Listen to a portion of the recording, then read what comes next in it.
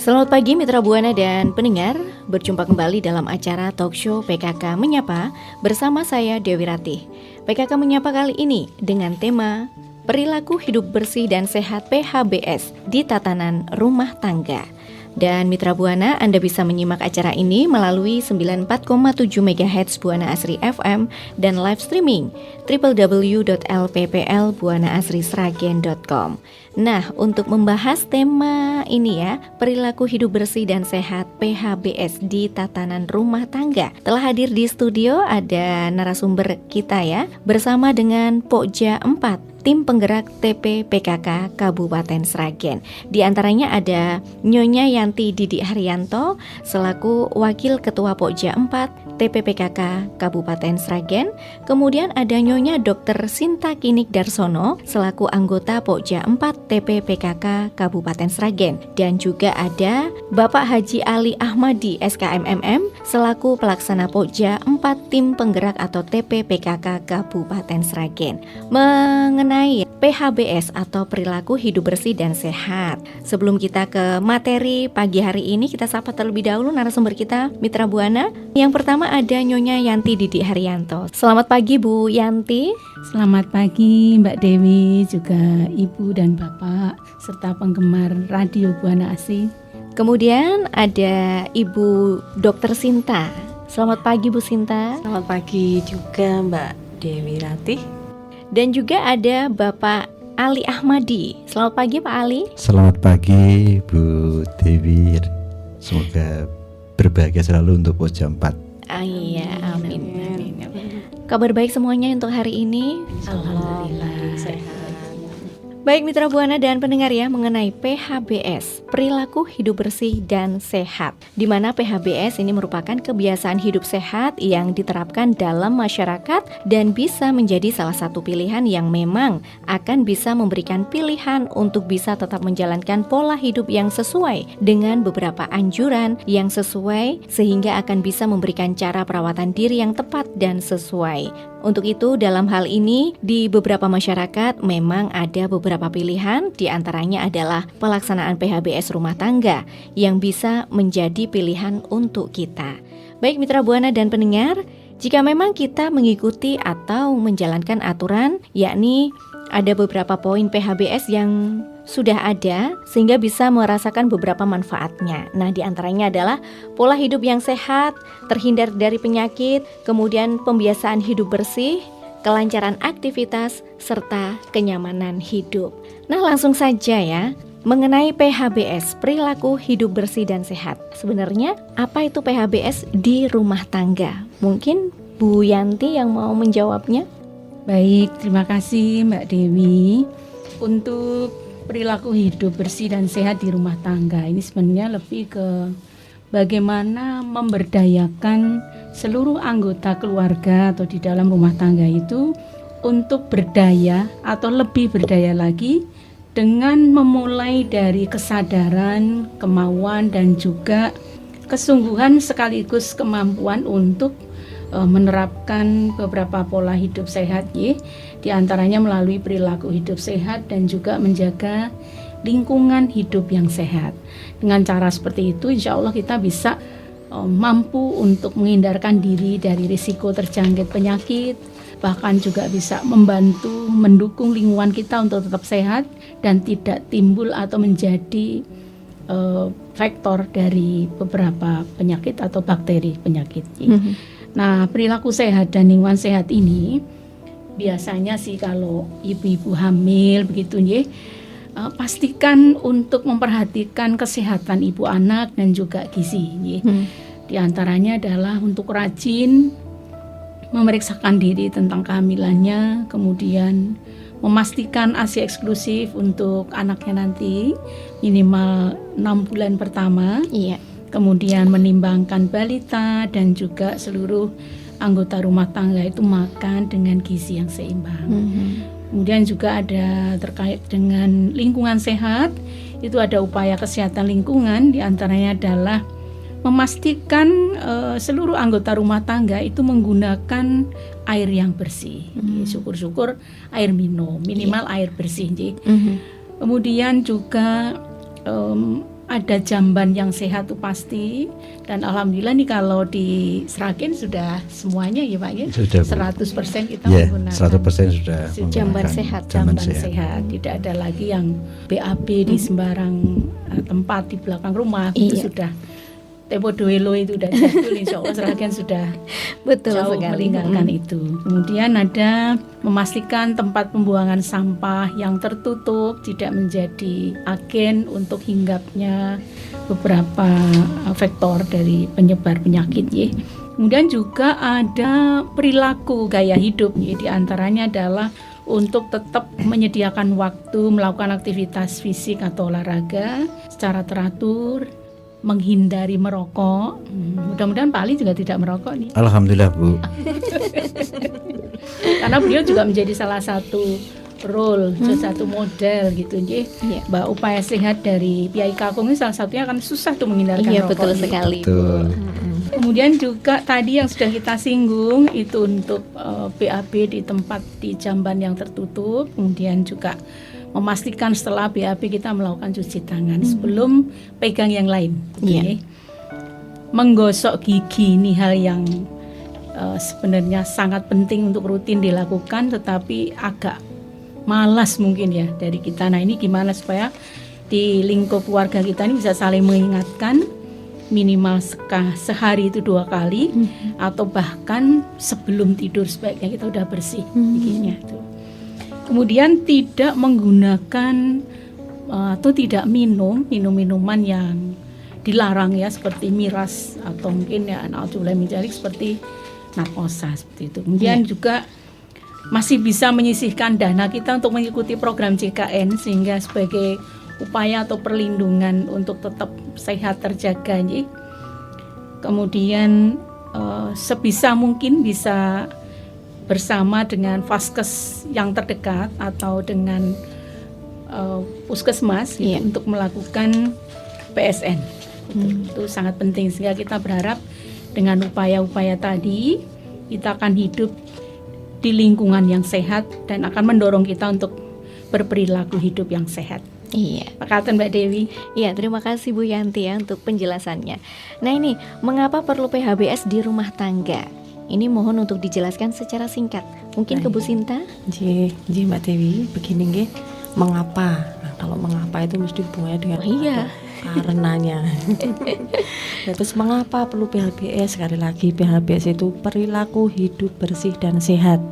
Nah, jadi harus ada sasarannya. Mengapa kok dilakukan ini? Karena apa? Salah satunya rumah tangga sehat yang harus ada itu merupakan aset dan modal utama pembangunan di masa depan yang perlu dijaga, ditingkatkan, dan dilindungi kesehatannya. Jadi kalau kesehatannya itu siapa? Ya yang ada di rumah tangga tersebut. Ya anak, ibu, bapak, mungkin ada di dalam rumah tangga itu ada eyangnya juga. Iya. Nah, dan ini ada hubungannya dengan yang kedua nggih. Karena di dalam rumah tangga itu ada beberapa strata umur nggih. Nah, itu yang rawan-rawannya penyakit itu masing-masing mempunyai ini sendiri nggih. Misalnya ada balitanya. Berarti masa rawannya balita di beberapa penyakit tertentu yang mungkin tidak ada di strata yang dewasa dan yang tua. Demikian juga yang untuk bapak ibu, orang tuanya. Itu juga masa reproduksi produktif nggih. Jadi mungkin ada makanan atau perilaku tertentu yang nanti akan mempengaruhi kesehatannya. Itu yang perlu minimalkan jika misalnya dalam hal tertentu yang lebih banyak itu harus diturunkan agar tidak berperilaku yang membuat jadi sakit. Iya. Demikian juga yang ada eyangnya di dalam rumah tangga tersebut. Berarti mungkin daharannya berbeda dengan yang dewasa atau yang balita. Itu baru tentang makanannya, belum perilaku yang lain. Itu yang nanti harus diwaspadai. Kemudian karena yang ketiga itu karena angka kesakitan dan kematian penyakit infeksi dan non infeksi itu dapat dicegah dengan perilaku hidup bersih dan sehat. Jadi yang bisa kita lakukan di awal ya berarti di skala yang terkecil di rumah tangga. Iya.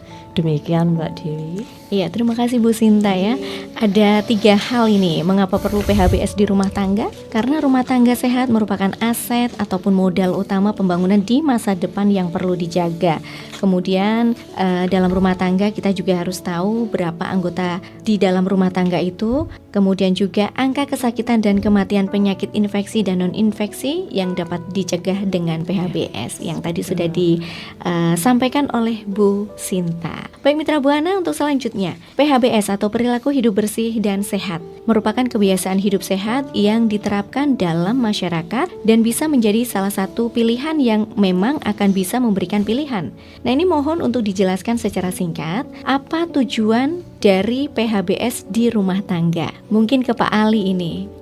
Baik, Assalamualaikum warahmatullahi wabarakatuh. Waalaikumsalam warahmatullahi wabarakatuh. Buana Asri yang di mana saja Anda berada, pada kesempatan ini akan kami jelaskan tentang tujuan mengenai perilaku hidup bersih dan sehat. Di mana perilaku hidup bersih dan sehat ini ada beberapa faktor yang harus digarisbawahi. Bahwa untuk meningkatkan merubah perilaku seseorang memang harus ada beberapa yang harus diperhatikan. Karena kita punya yaitu dalam pemberdayaan ada 3, yaitu dikategorikan dengan singkatan ABG. A-nya itu adalah advokasi, B-nya adalah bina suasana, kemudian G-nya adalah gerakan pemberdayaan.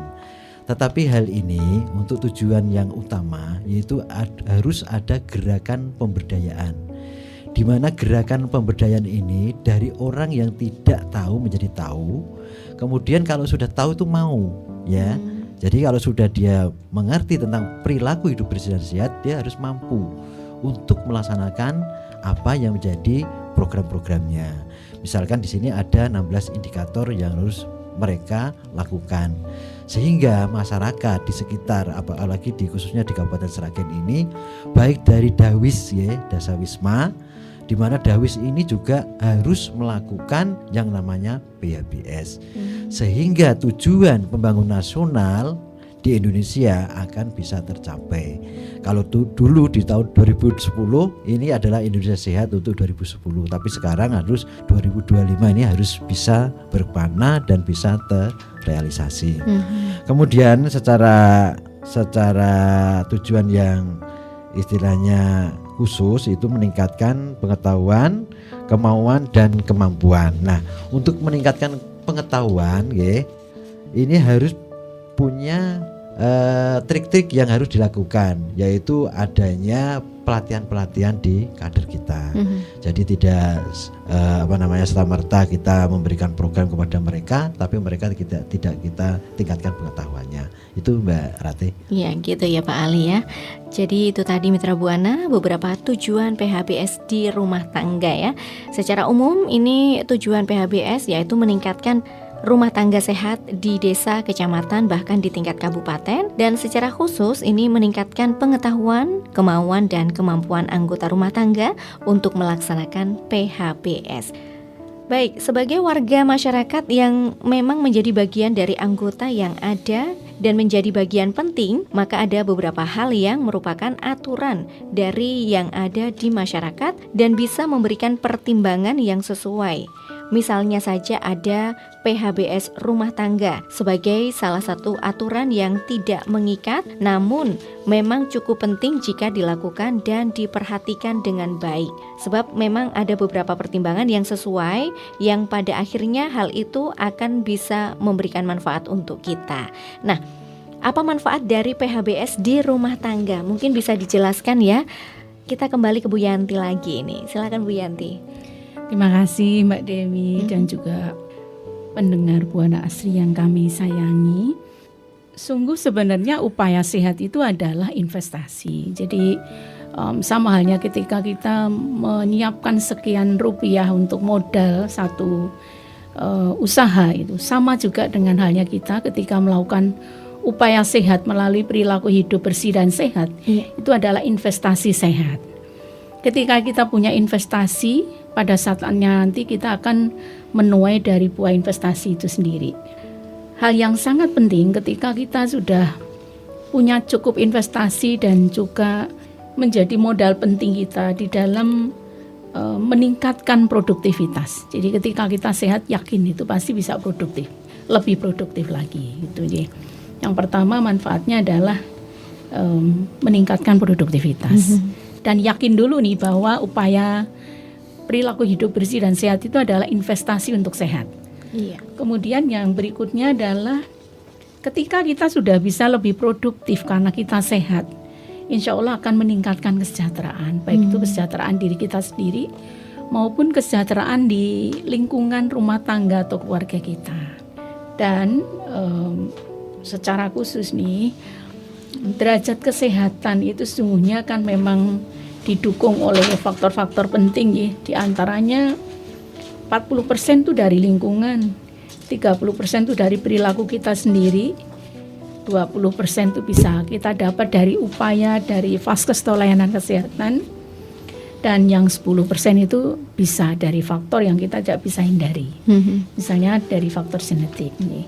Jadi sekali lagi untuk manfaatnya yang pasti kita mesti sepakat dulu dan menjadi penting di dalam pemikiran kita bahwa sehat itu adalah investasi. Investasi yang pada saatnya nanti pasti kita akan memetik buah yang sangat baik, lezat untuk bisa meningkatkan produktivitas dan sekaligus juga meningkatkan kesejahteraan. Iya.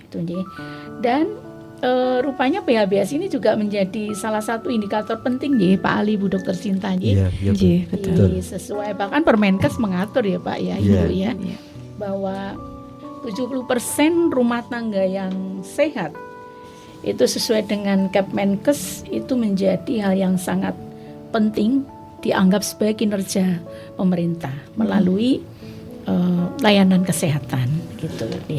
Dan ada satu hal lagi yang kita bisa berharap dengan adanya manfaat dari upaya hidup bersih dan sehat ini adalah Vaskes atau Puskesmas itu akan terpacu untuk bisa merengkuh masyarakat itu bisa menjadi lebih baik dan bahkan bisa lebih meningkatkan lebih baik lagi. Gitu. Sehingga Puskesmas juga akan perform lebih baik begitu. Iya Bu Yanti, terima kasih ya untuk penjelasannya mengenai manfaat PHBS di rumah tangga. Untuk selanjutnya masih seputar perilaku hidup bersih dan sehat PHBS di tatanan rumah tangga. Jika kita bisa menjalankan PHBS dengan benar, maka pastinya kita bisa merasakan bagaimana nantinya terhindar dari segala macam penyakit yang bisa saja membuat kita merasa rugi, sehingga akan bisa memberikan manfaat lebih. Nah ini sebenarnya siapa pelaku dan sasaran PHBS di rumah tangga? Ke Bu Sinta lagi nih ya kayaknya. Ya, makasih Mbak Dewi. Iya. Jadi ini siapa pelaku dan sasaran PHBS di rumah tangga? Ini nanti ada hubungannya dengan 16 indikator yang harus dinilai di PHBS nggih. Iya. Nah, sasarannya siapa? Otomatis yang ada di rumah tangga tersebut. Anak, bapak, ibu, dan seperti tadi saya matur nggih, ada eyang mungkin di situ. Itu yang jadi sasarannya. Kemudian pelaku PHBS siapa? Ini yang menilai, yang melakukan penilaian terhadap 16 indikator tersebut. Nah, itu bisa nanti pelakunya itu kader kesehatan nggih, tapi tetap diawasi oleh petugas kesehatan dari Puskesmas atau wilayah setempat nggih, kemudian dari lintas sektor, kemudian juga dari tokoh masyarakat. Tapi yang jelas pelaksananya otomatis kader kesehatan yang langsung terjun langsung ke masyarakat. Gitu. Makatan Mbak Iya. Dewi. Iya, terima kasih Bu Sinta. Ini ya mengenai indikator PHBS di rumah tangga. Nah ini sebenarnya seperti apa dan bagaimana? Tapi jangan dijawab dulu ya. Baik Mitra Buana, sebelum lanjut ya ke indikator PHBS di dalam rumah tangga, kita akan jeda terlebih dahulu dan masih dalam acara talk show PKK Menyapa bersama dengan Pokja 4 tim penggerak TPPKK Kabupaten Sragen untuk edisi hari ini, dan masih di talk show PKK Menyapa bersama saya Dewi Ratih.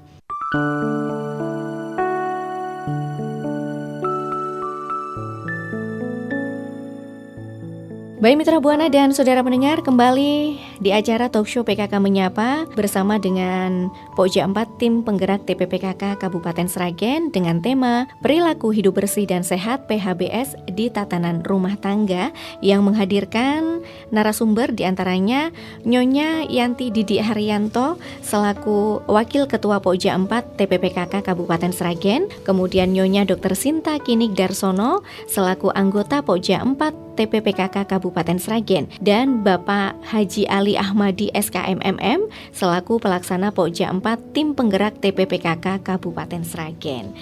Dan Mitra Buana, Anda bisa menyimak acara ini melalui 94,7 MHz Buana Asri FM dan live streaming www.lpplbuanaasrisragen.com. Nah, kalau tadi kita sudah berbincang-bincang bersama dengan Bu Sinta, Bu Yanti, juga Pak Ali mengenai apa itu PHBS di rumah tangga, kemudian manfaat dari PHBS di rumah tangga, tujuan PHBS di rumah tangga, dan juga sasaran juga pelaku PHBS di rumah tangga. Selanjutnya indikator PHBS di rumah tangga yang digunakan Provinsi Jawa Tengah yang dikenal ada 16 indikator. Nah ini mungkin bisa dijelaskan secara singkat 16 indikator tersebut. Monggo Pak Ali. Iya, baik Mbak Ratih, pendengar radio Buana Asri di mana Anda berada. Pada kesempatan yang baik ini akan kami jelaskan tentang 16 indikator yang dipunyai oleh Provinsi Jawa Tengah. Ya. Memang kalau menurut nasional itu hanya 10 indikator. Di sini dibagi menjadi beberapa kelompok dari 16 indikator, yaitu ada 4 kelompok Mbak Rate. Yang pertama adalah kelompok KIA dan gizi, di mana ini ada 5 item, yaitu persalinan ditolong oleh nakes. Jadi harapannya untuk indikator yang pertama ini 100% pertolongan persalinan harus di tenaga kesehatan. Kemudian yang kedua adalah memeriksakan kehamilan minimal 4 kali dalam setahun.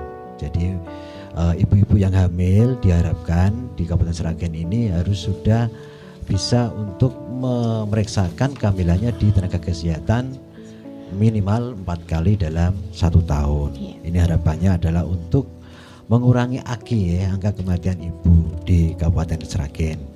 Kemudian yang item yang ketiga adalah memberikan ASI eksklusif, yaitu antara 0 sampai 6 bulan setelah bayi itu dilahirkan pada ibunya. Jadi harapannya mereka harus menyusui dari umur 0 sampai 6 bulan, itu harus diharuskan, okay? Karena ini juga akan bisa memberikan dampak yang baik pada bayi itu sendiri. Kemudian yang keempat adalah menimbang balita, minimal ada 8 kali dalam satu tahun. Jadi 1 tahun itu harus 8 kali dia menimbangkan balitanya di posyandu. Kemudian yang kelima adalah anggota rumah tangga, ini harus bisa dengan meningkatkan gizi seimbang. Jadi mereka harus tercukupi gizinya. Kemudian yang kedua adalah kesehatan lingkungan. Tadi sudah dikatakan oleh Bu Yanti bahwa derajat kesehatan itu dipengaruhi oleh beberapa faktor, yaitu faktor lingkungan yang terbesar ada 40% ya, kemudian perilaku 20%, kemudian faktor-faktor yang lainnya yang bisa untuk mencetuskan supaya kesehatan lingkungan ini bisa terjaga agar mereka atau masyarakat di Kabupaten Sragen ini selalu hidup bersih dan sehat. Ini ada 4 item, yaitu anggota rumah tangga dengan kecukupan air bersihnya, kemudian jamban karena kita sudah UDF ya, jadi sudah no problem lah Kabupaten Sragen. Kemudian membuang sampah pada tempatnya, kemudian juga rumah dengan kedap air, ini harapannya seperti itu. Kemudian yang ketiga adalah gaya hidup sehat ya. Gaya hidup sehat ini melaksanakan aktivitas fisik, kemudian juga anggota rumah tangga dengan tidak ada yang merokok, cuci tangan dengan pakai sabun sebelum melakukan aktivitas dan sesudah melakukan, atau mungkin dia pada waktu BAB ini dia setelah itu harus wajib cuci tangan. Kemudian yang berikutnya menggosok gigi 2 kali sehari setelah makan, dan setelah mau tidur, menjelang tidur ini juga harus gosok gigi. Kemudian yang terakhir itu tidak menyalahgunakan narkoba. Ini penting sekali. Dan untuk yang terakhir yang indikator 15-16 ini penting sekali Mbak Rate, supaya bisa disebarluaskan ke masyarakat, bahwa masyarakat itu juga memerlukan pengobatan yang paripurna ya. Misalkan dia itu terjangkau, apa yang mungkin banyak masyarakat di Kabupaten Sragen itu masih angka ekonominya masih rendah, sehingga dalam menjangkau pengobatannya itu juga akan rendah. Ini juga harus didukung dengan adanya JKN yang betul-betul dapat membantu masyarakat miskin di Kabupaten Sragen. Kemudian melaksanakan PSN ya, pemberantasan sarang nyamuk, dengan 3 kegiatan, yaitu menguras, kemudian mengubur, kemudian dengan gerakan PSN yang ada di Kabupaten Sragen. Kita sudah melaksanakan gerakan-gerakan itu di seluruh Kabupaten Sragen dari 25 puskesmas ya yang ada di Kabupaten Sragen. Itu gerakan pemberdayaan masyarakat itu melalui Dasa Wisma. Ngaten Mbak Rate? Iya, terima kasih untuk Pak Ali sudah menjelaskan 16 indikator ya untuk PHBS. Nah, setelah setelah dijelaskan dari 16 indikator PHBS di rumah tangga yang digunakan Provinsi Jawa Tengah, mungkin bisa dijelaskan juga tentang pengertiannya agar masyarakat paham dan mengerti. Ke Bu Sinta ini monggo. Nggih Mbak Dewi. Ini sebenarnya terbalik nggih. Pengertiannya dulu baru penjelasan. Gitu. Iya betul. Baiklah nggih. Wah gampil nih berarti daripada Pak Ali menjelaskan. Oh iya Saya gitu. Pengertiannya mau. Iya Bu Sinta. Silakan Bu. Terus yang pertama nggih, pertolongan persalinan oleh tenaga kesehatan. Itu maksudnya persalinan ditolong oleh tenaga kesehatan. Siapa tenaga kesehatan? Berarti bidan. Kemudian dokter. Jadi kalau dulu kan ada Mbah Dukun nggih, tapi sekarang enggak. Mungkin kalaupun masih ada, mungkin itu pendamping persalinan. Gitu, jadi yang ya. mendampingi terus gitu, tapi tidak melakukan persalinan, mendampingi ibu hamil dalam masa badi bersalin itu tadi.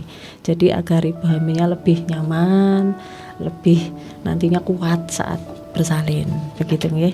Kemudian yang kedua, itu bayi mendapat ASI eksklusif sampai usia 6 bulan. Jadi pengertiannya, bayi hanya diberi ASI saja, sejak usia 0 sampai 6 bulan, tanpa makanan tambahan lain, termasuk susu formula. Kemudian yang ketiga, anggota rumah tangga mengkonsumsi beraneka ragam makanan dalam jumlah cukup untuk mencapai gizi seimbang.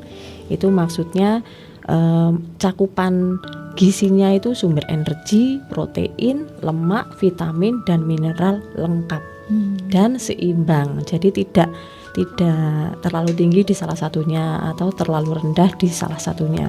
Seimbang bukan berarti persenannya sama nggih. Nah, jadi mungkin semuanya harus 25% boten. Terus mana yang seimbang itu maksudnya yang dibutuhkan oleh masing-masing orang, kan benten-benten nggih. Kalau orangnya kurus berarti butuhnya lebih banyak ini, mungkin kalau gemuk harus lebih banyak ini, kan masing-masing prosentasenya akan berbeda. Seimbangnya di situ tergantung dengan masing-masing individu. Baik, kemudian yang keempat, penimbangan balita. Itu maksudnya penimbangan balita dilakukan 1 bulan sekali.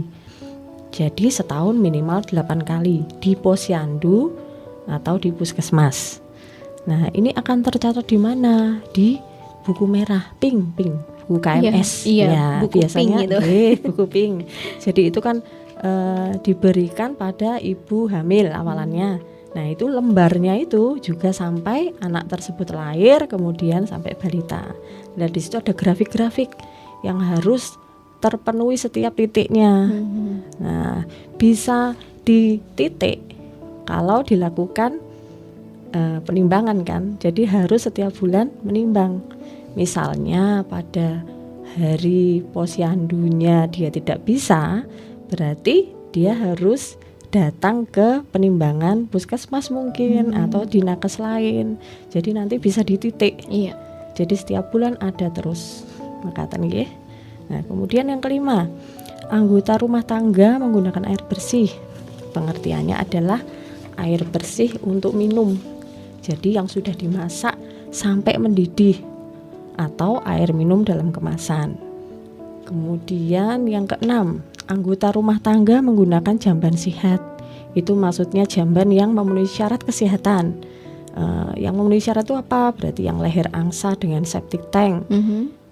Kemudian misalnya cemplung itu yang tertutup dan terjaga kebersihannya. Tapi ya apa ada toh Pak Ali? Yang cemplung masih ada kah? Masih Bu. Oh, masih ada. Meskipun sudah ODF ini Iya, Pak. tapi daerah-daerah yang belum gitu. bisa Iya. kita tangani bareng-bareng ya. Tapi ternyata sekarang ada program-program yang diberikan dari program nasional di mana masyarakat yang masih seperti itu sudah dilakukan bantuan-bantuan, diberikan bantuan-bantuan gitu ya. Tertutup dan terjaga kebersihannya tertutup, meskipun Bu. cemplung. Iya. Kemudian yang ketujuh, anggota rumah tangga menempati ruangan rumah minimal 9 meter persegi per orang. Jadi maksudnya jumlah keseluruhan luas lantai rumah dibagi jumlah rumah tangga sama dengan minimal 9 meter persegi. Jadi cukuplah di kita juga rata-rata seperti itu nggih paling nggih. Nggih. Kemudian yang kedelapan, anggota rumah tangga menggunakan lantai rumah kedap air. Maksudnya lantai kedap air itu adalah tegel, plester, keramik, kayu dan dijaga kebersihannya setiap hari. Kemudian yang kesembilan, anggota rumah tangga membuang sampah pada tempatnya. Maksudnya sampah ditampung, kemudian dibuang setiap hari di tempat pembuangan yang memenuhi syarat. Kemudian yang ke-10, anggota rumah tangga melakukan aktivitas fisik atau olahraga. Ini maksudnya aktivitas fisik atau olahraganya terukur. Jadi minimal dilakukan 30 menit setiap hari dan dilakukan 3 sampai 5 kali seminggu. 3 kali udah cukup. Kemudian yang ke-11, anggota rumah tangga tidak merokok. Itu maksudnya rumah bebas dari asap rokok. Jadi bebas dari asap rokok tidak hanya oleh anggota keluarga yang di situ. Mungkin ada tamu, paman atau siapapun yang datang bisa diberikan informasi kalau bisa jangan merokok di sini. Mbak Menawi begitu. Nah, kemudian yang ke-12, anggota rumah tangga terbiasa mencuci tangan sebelum makan dan sesudah BAB. Jadi maksudnya cuci tangannya juga tidak hanya sekedar dengan air, tapi juga dengan pakai sabun. Cuci tangan pakai sabun dengan cara yang benar. Masih ingat nggih Bu Menawi dulu zaman kita Covid itu? Iya, Covid itu kan selalu ada itu. JTPS. Semoga semua masih ingat dan itu terus selalu kita lakukan, tidak hanya pas Covid saja. Terus dilakukan untuk menjaga kesehatan. Kemudian yang ke-13, anggota rumah tangga menggosok gigi minimal 2 kali sehari. Ini maksudnya menggosok gigi 2 kali sehari menggunakan sikat gigi masing-masing dan pakai pasta gigi. Jadi nggak tukar-tukaran sikat gigi nggih. Demikian. Kemudian yang nomor 14, anggota rumah tangga tidak minum miras dan tidak menyalahgunakan narkoba. Maksudnya tidak ada anggota rumah tangga yang membeli, menjual, dan menggunakan miras serta menyimpan secara tidak sah. Demikian. Kemudian yang ke-15, anggota rumah tangga menjadi peserta jaminan pemeliharaan kesehatan. Seperti tadi diterangkan Pak Ali nggih, ada BPJS, kemudian Jamkesda yang Saraswati itu juga nggih Pak Ali. Betul, Bu. Itu sangat membantu nggih, terutama untuk warga miskin. Biasanya mereka yang tidak mampu, Betul. tidak terakomodir itu bisa dibantu oleh pemerintah daerah. PBI itu ya Pak. Iya, betul. Yang PBI yang untuk BPJS, PBI dibayar pemerintah, kemudian ada yang dari Jamkesda Saraswati kalau tidak ke tackle oleh BPJS PBI itu masuk. Miskin, Iya. terus kemudian dicek, masuk di kriteria, nanti kita bantu. Itu nanti penilaiannya oleh PTPK ya, Ya, dari PTPK. unit penanggulangan terpadu, penanggulangan kemiskinan. Kemiskinan terpadu. Ngoten, nggih. Kemudian yang ke-16, anggota rumah tangga melakukan PSN minimal seminggu sekali melalui menguras, menutup dan mengubur tempat penampungan air minimal seminggu sekali. Jadi untuk sekarang ini lagi marak nggih demam berdarah Pak Ali. Ini karena musimnya. Jadi ini penting sekali. Ini poin terpenting ini malahan. Ya, siklus hujannya kadang-kadang hujan, kadang-kadang terang. Iya. membahayakan untuk lingkungan. Oke. Nggih, betul. Nyamuknya seneng nih. Iya. Nggih. Bicara demam berdarah untuk Sragen sendiri untuk saat ini bagaimana untuk perkembangannya itu? Ya, alhamdulillah. Di Sragen sendiri mungkin angka kesakitannya kalau dibanding di tahun 2023 ini kita agak menurun ya, agak menurun dibanding tahun 2023. Tapi datanya saya kurang begitu menguasai kemarin.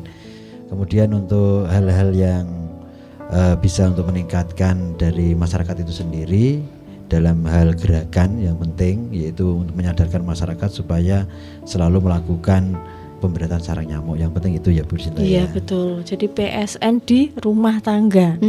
Jadi kalau misalnya ada tetangga yang positif demam berdarah, itu nggak buru-buru pengen di fogging, Iya. pengen diasapi nggih paling Iya, nggih. terus Itu kan sudah mungkin agak sadar ya daripada betul dulu. nggih. Dulu mesti pengennya disemprot Iya, yen urung disemprot betul. iki rasane Padahal efeknya kan mungkin masyarakat sudah tahu ya, Iya. bahan Iya. kimia itu yang tetap ya Bu Yanti ya, tetap mempengaruhi lingkungan gitu.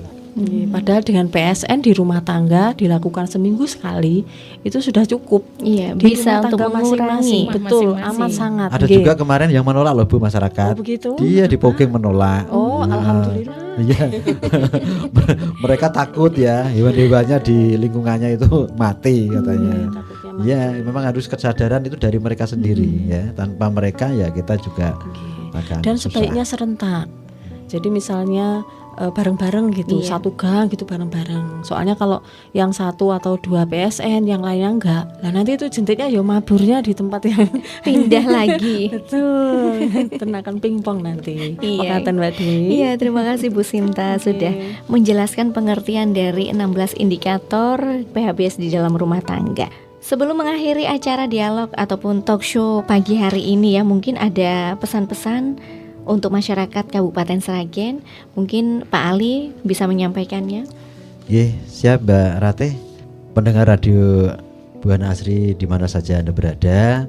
Pada kesempatan yang baik ini kami Pojak 4 bersama Bu Yanti, bersama Bu Dr. Sinta ingin menegaskan kepada masyarakat seluruh Kabupaten Sragen, terutama yang pertama closing kami adalah penguatan peran kader. Ya, peran kader kita tingkatkan kembali dari 208 desa dan kelurahan di Kabupaten Sragen ini. Hendaknya Dasawisma harus dihidupkan kembali, karena ini sangat-sangat membantu peran kader di dalam menanggulangi penyakit-penyakit, khususnya adalah penyakit menular, okay? Dan khususnya adalah penyakit generatif, yaitu contohnya hipertensi, jantung dan lain sebagainya. Ini perlu adanya kesepahaman antara masyarakat, pemerintah, dan terutama adalah tenaga kesehatan. Kemudian yang kedua, peran kebijakan dari pemerintah ini memang harus betul-betul dari bawah sampai atas, harus selalu berpegang tangan ya. Artinya dari desa, kemudian kecamatan, kabupaten, provinsi dan nasional ini harus bergandengan, saling mengisi. Supaya apa? Penanganan masalah yang ada hubungannya dengan kesehatan ini bisa tertangani dengan sebaik-baiknya. Yang ketiga terakhir, closing kami untuk kader-kader terutama adalah PKK yang ada di desa, hendaknya supaya bersadar diri, meningkatkan perannya sebagai kader PKK, terutama adalah hal untuk peningkatan atau bisa memberikan kontribusi kepada masyarakat tentang perilaku hidup bersih dan sehat. Demikian Mbak Ratih, closing dari kami. Mudah-mudahan bermanfaat untuk masyarakat di Kabupaten Sragen. Terima Iya. kasih. Terima kasih Pak Ali untuk closing statementnya pada kesempatan hari ini ya, mengenai perilaku hidup bersih dan sehat di tatanan rumah tangga. Nah, Mitra Buana dan pendengar, seperti yang sudah disampaikan oleh Pak Ali dan juga Bu Yanti, juga Bu Sinta dari perbincangan kita tadi, bahwa PHBS di rumah tangga adalah upaya kesehatan untuk melakukan penemuan kasus atau masalah kesehatan yang dilakukan oleh masyarakat yang kemudian diupayakan pemecahan masalah oleh masyarakat, didukung oleh petugas kesehatan. Dan kegiatan ini merupakan salah satu pola kemandirian yang ditanamkan kepada masyarakat. Baik mitra Buana dan pendengar, demikian Talkshow PKK Menyapa untuk edisi kali ini dengan tema Perilaku Hidup Bersih dan Sehat PHBS di Tatanan Rumah Tangga bersama dengan narasumber dari Pokja 4, tim penggerak TPPKK Kabupaten Sragen. Yang telah hadir di antaranya ada Nyonya Yanti Didi Haryanto, kemudian Nyonya Dr. Sinta Kinik Darsono dan Bapak Haji Ali Ahmadi SKMMM yang sudah memberikan penjelasan ataupun materi mengenai perilaku hidup bersih dan sehat PHBS di tatanan rumah tangga. Dan akhirnya saya Dewi Rati dan segenap tim yang bertugas mengucapkan terima kasih atas kebersamaan Anda. Sampai jumpa untuk edisi selanjutnya. Selalu jaga kebersihan lingkungan Anda, selamat berkarya, tetap semangat dan selamat pagi.